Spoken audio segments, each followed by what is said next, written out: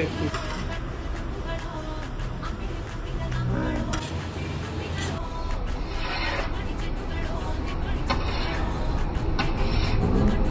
ஒரு 600லேருந்து 650 கிராம் வரணும்.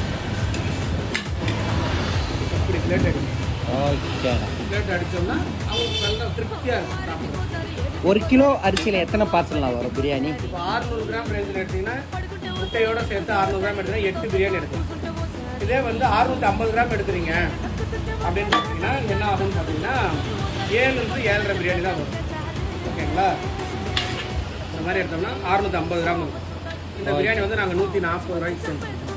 170 gram piece, ஒரு முட்டை, 400லேருந்து 450 கிராம் வரைக்கும் ரைஸ் இருக்கும். டோட்டலாக ஒரு 600லேருந்து 650 வரும்.